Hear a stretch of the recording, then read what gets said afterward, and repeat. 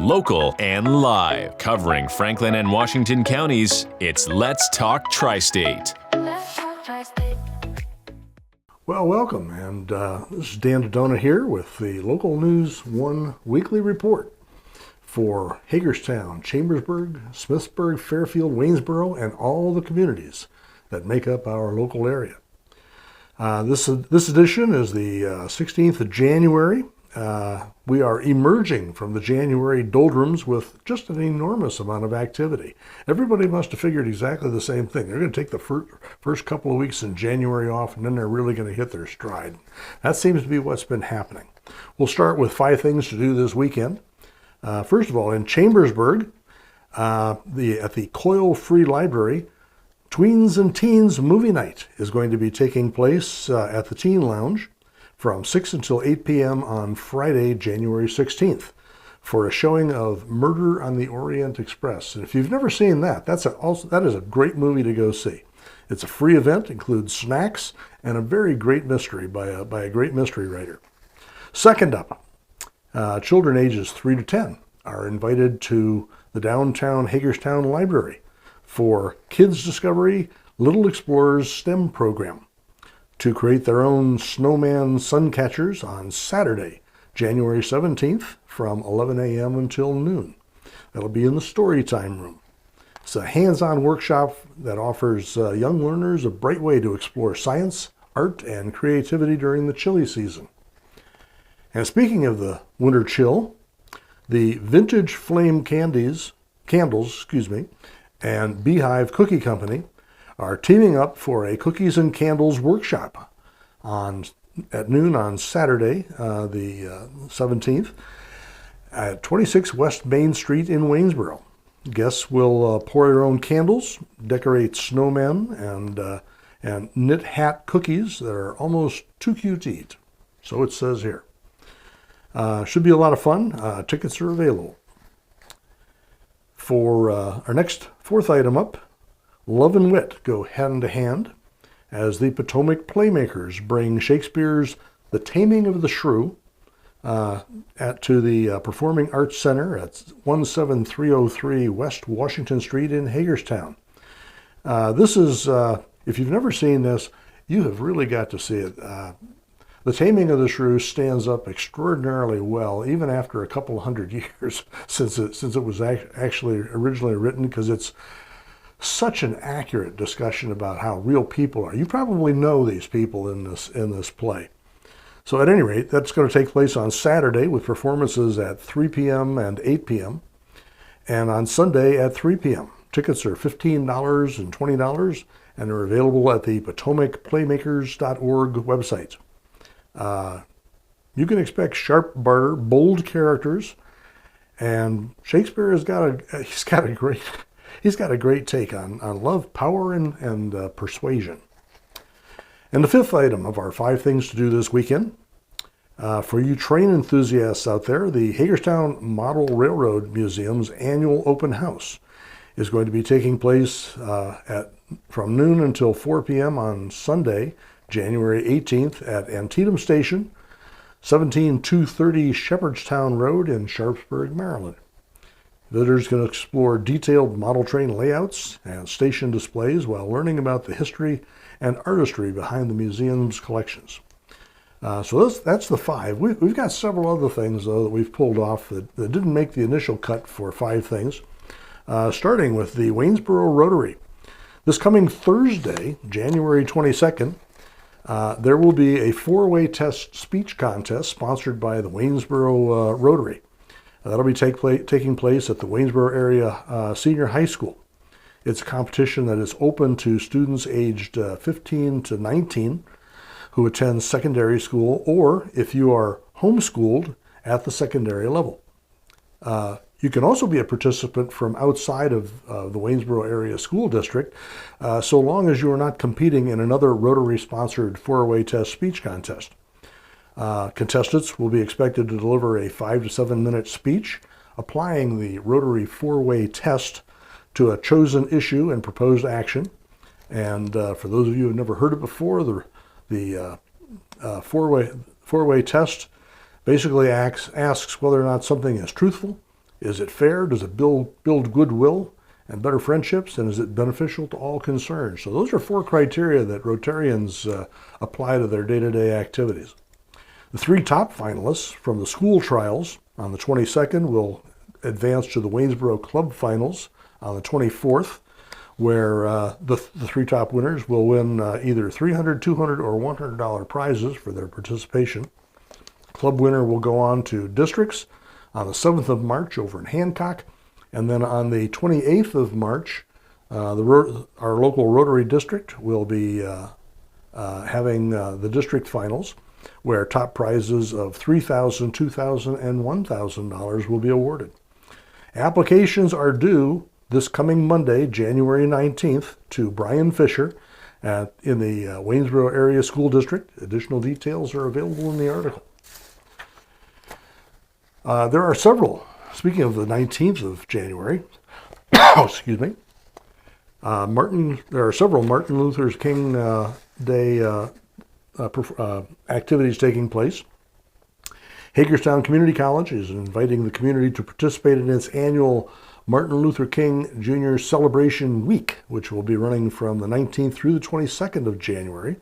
This honors Dr. King and the legacy of the Civil Rights Movement.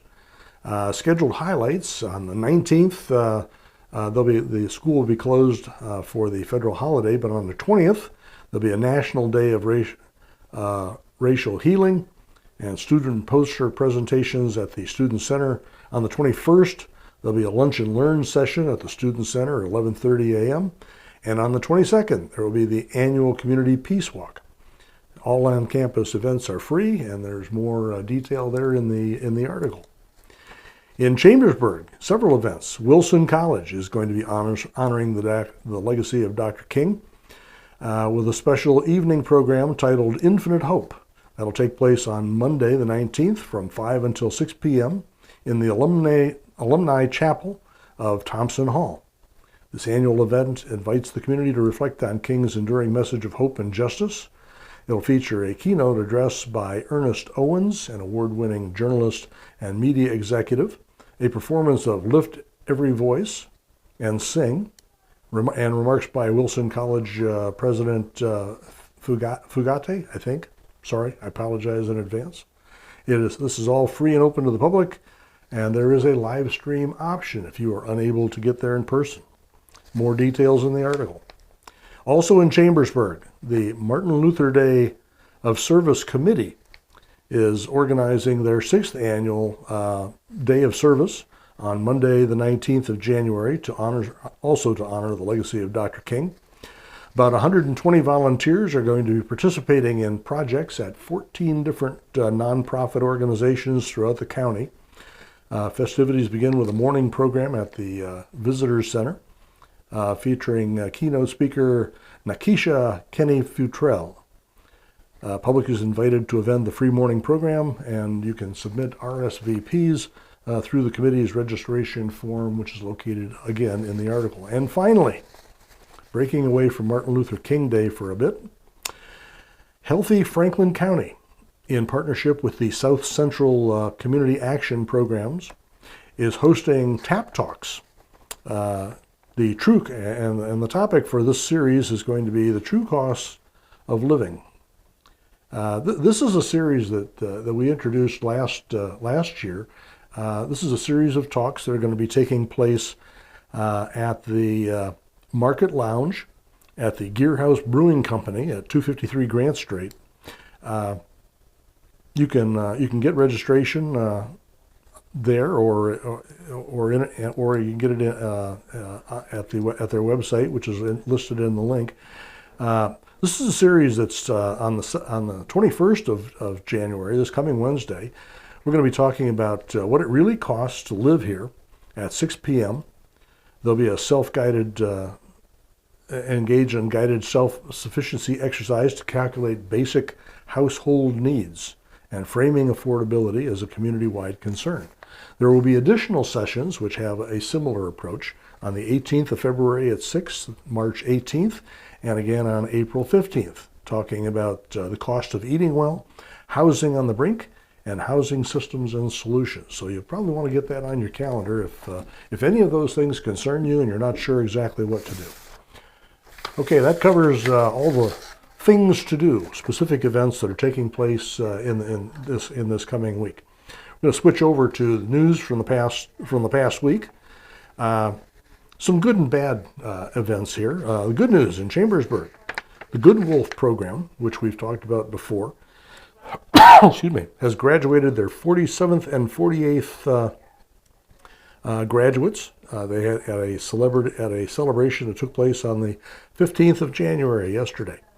This is a program that began in 2017, and the way it works is the district attorney and the judicial system, along with a lot of other support from police and the medical community, they're actually looking for people who are brought in on drug charges, and they're looking for people that they think have a great chance of getting out of drugs and reestablishing their lives. So they try to keep them out of jail, and they put them into a rigorous program where they train up, they get clean, they get some help working on skills, basically try to get them back into a regular life, perhaps getting back attached to family and friends, but certainly being able to support themselves. Great program.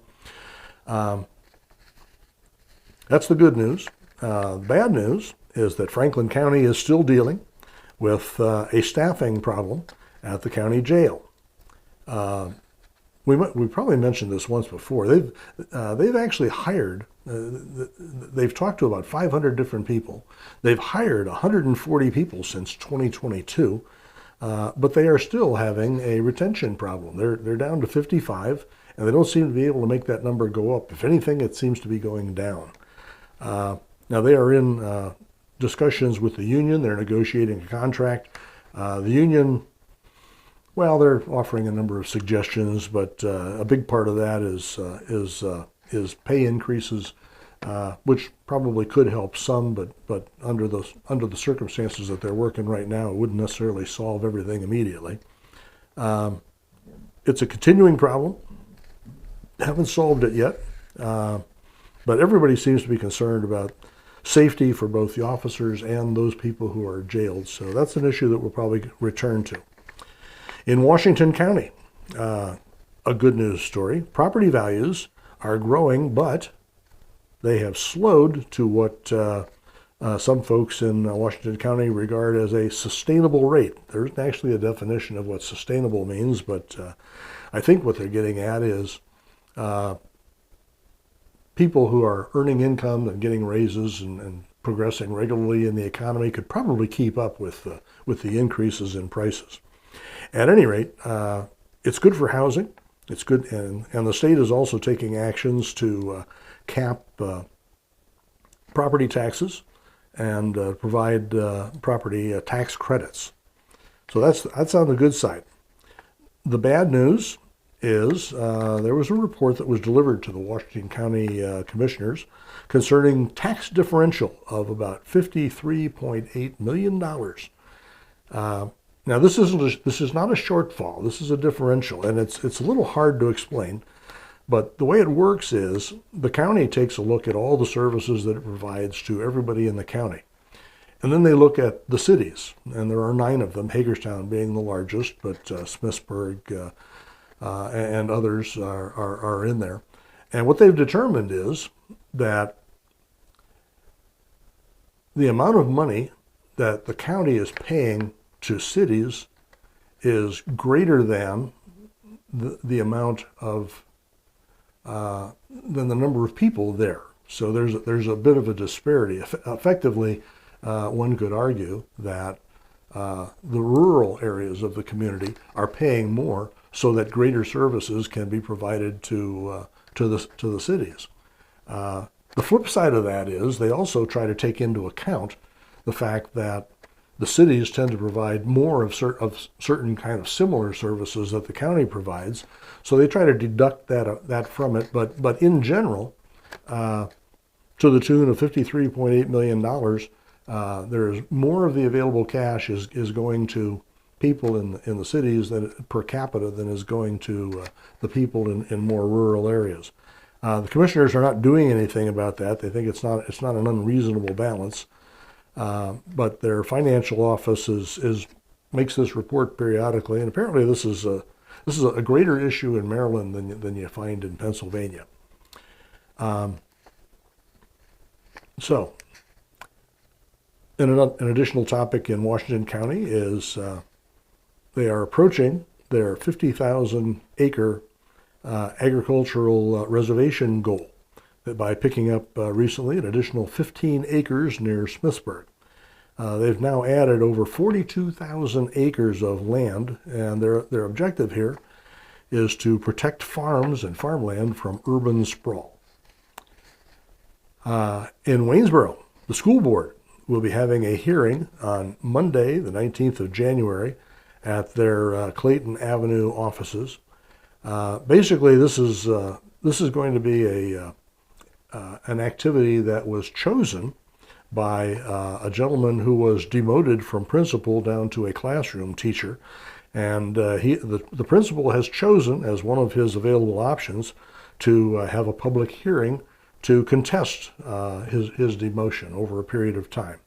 That'll be taking place Monday, January 19th at 5:30 p.m. at Clayton Avenue. Washington County is talking up several topics this past week. We'll get more reporting on it, but there was a discussion concerning a meeting that was open to the general public concerning elected official pay. That took place on the 12th of January. They're also talking about the museum, money for the Museum for Fine Arts, public safety, and legislative priorities. All of that took place on the 13th. We'll get you more on that as it becomes available. In Gettysburg, 23 monuments were defaced in early January with some kind of an oil-based compound. It's really kind of a pity. Most of that has now been cleaned up. Apparently the Pennsylvania monument got the worst of that, and they're still working on it. There are many people, both in public areas and privately, who are speaking out about defacing monuments to brave men who fought at Gettysburg. So they are cleaning it up, and hopefully by the end of January here they'll have that cleaned up. But the officials in the area are asking that if people see something like that, or they suspect that something is happening, to please call the authorities so that they can get there on the spot and deal with it before property damage takes place. Under People News, the Franklin County, the Franklin Fire Company had their annual awards banquet for 2025 on the 10th of January. They gave the Presidential Award to Norma and Barb Dankelman. Beb Hoblinshed got an award for being extraordinarily active in recruiting and advocating on behalf of the fire company. The Chiefs Award went to Matt Bigler, and the Junior Member Award went to Jalen Millsap. So congratulations to all of you. Also under People News, Hilltop Arms and Farrar's Firearms were both honored by the Waynesboro Police for their support to the police department. In addition to firearms sales, they also provide access to their firing range. They do repairs and generally contribute to the police department's overall readiness. So congratulations to both of you for that recognition.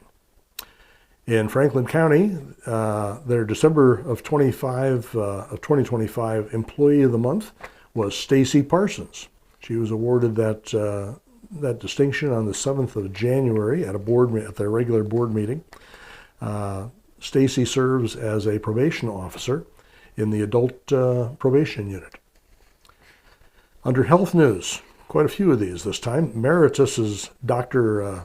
Catherine Fiega was named the Maryland Association of Orthopedic Physicians Physician of the Year for 2025. That's quite a distinction considering how many people there are in that particular field of medicine.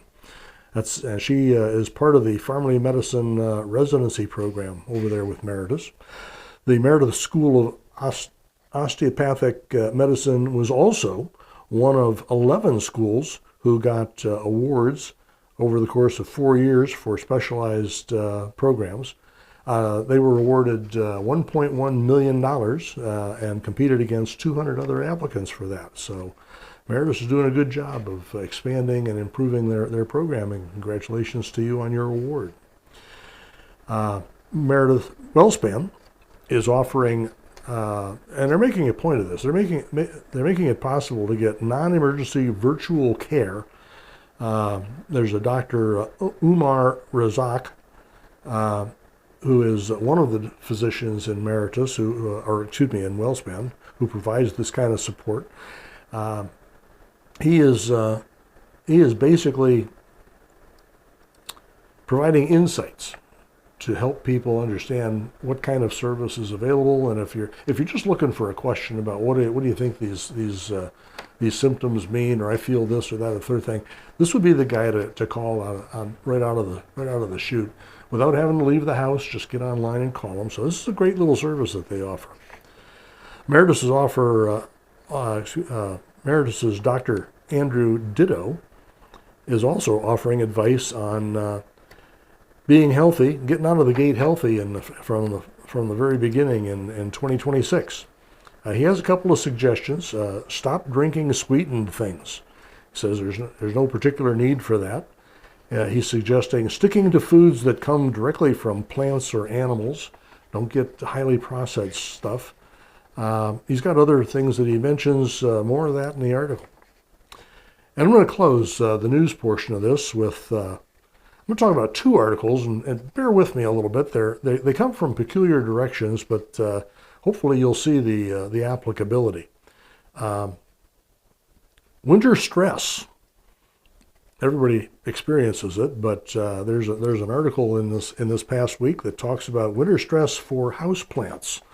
What I found interesting about this was all the things that they talk about that are stressful on houseplants are also stressful on people, if you think about it. Low light, dry air in the house, probably because you're running a furnace, or maybe your humidifying isn't working particularly well.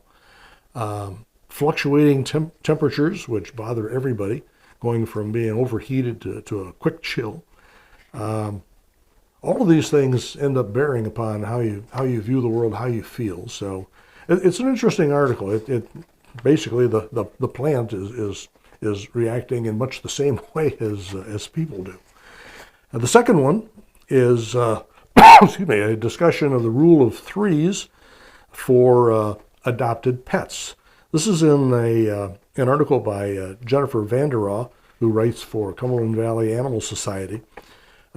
She notes that new pets take, first rule, 3 days to decompress after they've gotten into new circumstances, 3 weeks to learn whatever the new routines are, and 3 months or more to finally feel secure in their new environment. Again, I read through these, and this is good advice for pet owners who would want to know what to expect from their new animals. But these three things are actually fairly typical of people as well. It's worth giving some thought to if you're entering a new experience, or if you know of people who perhaps are coming to work for you from somewhere else. Might cut them a little bit of slack, because people go through phases like this as well. Maybe faster, maybe a little slower, but the same kinds of things occur. There are many, many other things that you can find in localnews1.org. We have crossword puzzles, theatrical reviews. We have advisory services. Local history is every Thursday. The writings of Dargan Boy, which were kind of interesting this year, talked about current events and what we might think about them. A lot of sports. Many, many other activities from the constantly moving mosaic that is our community. We're very proud to be the news source for Verstandig Media. You can see all the local news at localnews1.org. That is all local news, no national. We take a lot of pride in distinguishing ourselves as news. We're not just simply providing information. We certainly don't provide you with an extraordinary amount of unsubstantiated opinion, which you can find a lot of other places. We're news. We're looking for facts and evidence and stories that you can count on. We want to be your reliable source for that. So, with that, we will leave you with the thought of the day for January 16th. From a recent report on seismic activity on the East Coast and especially in the Washington, D.C. area, there was an assertion that this was all the government's fault. Bada bing. Have a great week.